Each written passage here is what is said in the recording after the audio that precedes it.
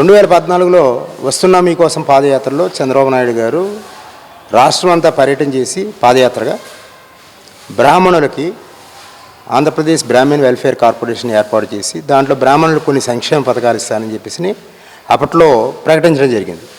ఆయన ఇచ్చిన హామీ ప్రకారం వారు బ్రాహ్మణ కార్పొరేషన్ ఏర్పాటు చేశారు. అందులో 12 పథకాలు బ్రాహ్మణుల సంక్షేమం కోసం ఇచ్చారు. ఆ పథకాల గురించి మనం చెప్పుకుందాం.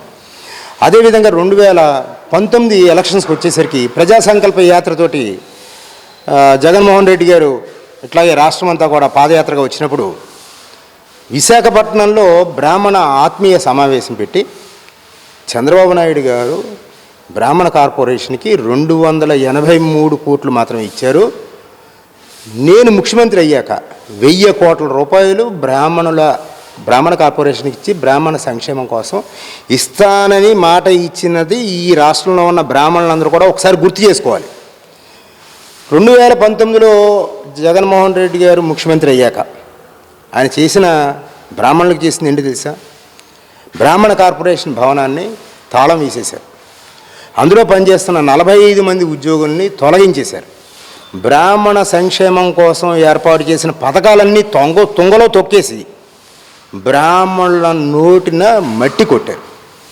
చూడండి, బ్రాహ్మణులకి ప్రతి ఇంట్లో కూడా ఎంతమంది ఉంటే అంతమందికి 60 సంవత్సరాలు దాటిన వాళ్ళకి గత ప్రభుత్వం, తెలుగుదేశం ప్రభుత్వం పెన్షన్లు ఇచ్చేది. జగన్మోహన్ రెడ్డి గారు పెన్షన్లు తీసేశారు. దాంట్లో కశ్యప అనే స్కీములో ఇంట్లో ఎంతమంది ఉంటే అంతమందికి పెన్షన్లు ఇచ్చేవారు. ఆ పెన్షన్లని జగన్మోహన్ రెడ్డి గారు తీసేసి నవరత్నాల్లో ఆ పెన్షన్ పథకం పెట్టి ఆ వైఎస్ఆర్ పెన్షన్లో ఇంటికి ఒక పెన్షనే పెట్టారు. అంటే అక్కడ అలా నష్టపోయాం. మనకి గాయత్రి స్కీమ్ అని ఎవరైతే స్కూల్ ఫస్ట్ వస్తారో వాళ్ళందరూ కూడా స్కాలర్షిప్ ఇచ్చేవారు. చంద్రబాబు నాయుడు గారి ప్రభుత్వం, జగన్మోహన్ రెడ్డి గారు తీసేశారు.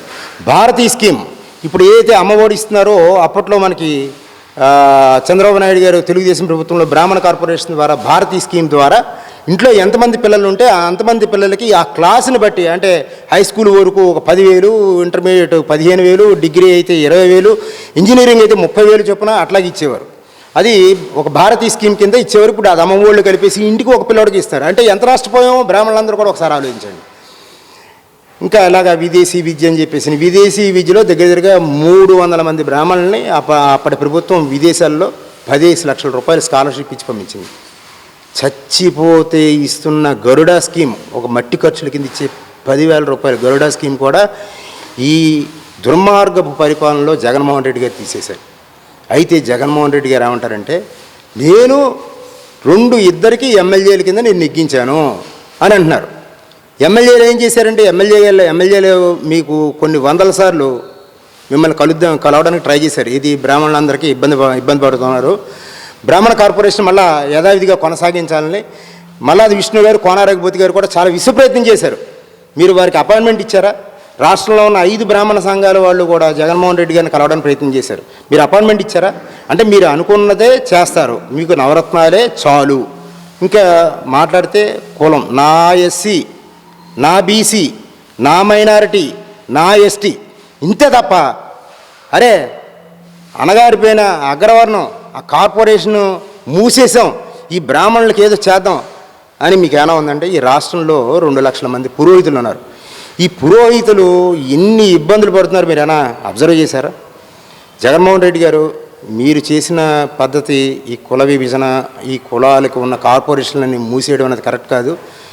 ఈ సందర్భంలో ఈ బ్రాహ్మణులందరూ కూడా మన వైజాగ్ విజన్ ద్వారా నేను తెలియజేస్తున్నాను, దయించి 30 మంది ఎమ్మెల్యేలకు సీట్లు ఇచ్చినా మనకి ఉపయోగం లేదు. కానీ బ్రాహ్మణులకి సంక్షేమ పథకం అంటే ఒక మధ్యతరగతి, దిగువ మధ్యతరగతి వాళ్ళు ఆ కుటుంబాలు బాగుండాలి అంటే ఆ బ్రాహ్మణ కార్పొరేషన్ యథావిధిగా కొనసాగించాలి.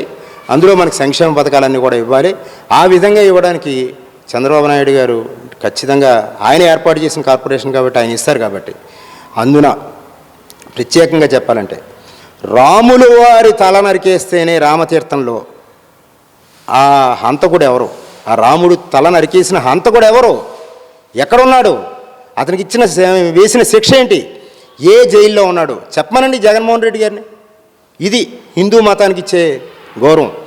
ఒక హైందవ ధర్మాన్ని పరిరక్షిస్తున్న నరేంద్ర మోడీ గారు కూడా తెలుగుదేశం పార్టీకి మద్దతు ఇస్తూ జనసేన పవన్ కళ్యాణ్ గారు కూడా మద్దతు ఇస్తున్నారు కాబట్టి ఏది ఏమైనా సరే ఈసారి మనం ఈ కూటమిని గెలిపించుకోకపోతే భవిష్యత్తులో మనం ఆంధ్రప్రదేశ్లో జీవించే పరిస్థితి ఉండదు. ఎందుకు చెప్తున్నానంటే దీనికి కూడా ఒక లింక్ ఉంది. ఈ బ్రాహ్మణ కార్పొరేషన్లో వేదవ్యాస స్కీమ్ అని ఒకటి ఉంది. ఈ వేదం నేర్చుకునేవాళ్ళు, స్మార్తం నేర్చుకునేవాళ్ళు, ఆగమం నేర్చుకునే వాళ్ళకి ఎవరైతే విద్యార్థులు ఉన్నారో వాళ్ళకి ఒక 3,000 రూపాయలు చెప్పిన స్కాలర్షిప్ ఇచ్చేవారు తెలుగుదేశం ప్రభుత్వం ఉండగా. మేము నెలకు ఒక లెటర్ చొప్పున ఈ ముఖ్యమంత్రి జగన్మోహన్ రెడ్డి గారికి రాసాం, అయ్యా ఈ వేదవ్యాస స్కీమ్ని కూడా అమ్మఒడిలో కలపండి దయచేసి అని రాస్తే కానీ చెవిటోడు ముందు శంఖం ఊదినట్టే అయ్యింది.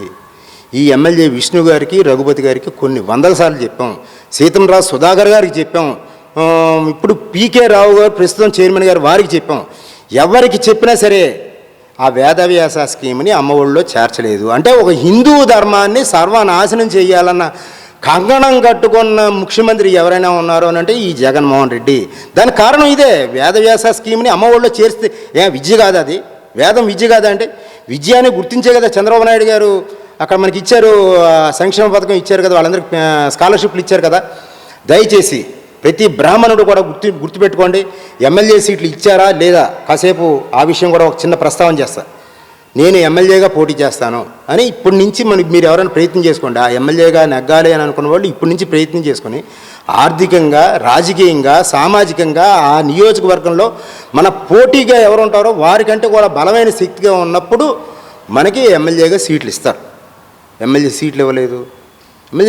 ఇప్పుడు అడుగుదాం, డిమాండ్ చేద్దాం, ఎమ్మెల్సీగా బ్రాహ్మణ్స్కి ఒక సీట్ ఇచ్చి మాకు కూడా ప్రభుత్వంలో ఒక మంత్రి స్థానం ఇచ్చి సీనియర్ పార్టీ నాయకులకే ఇవ్వండి, మంత్రి స్థానం ఒకటి ఇవ్వమని చెప్పేసి అడుగుదాం.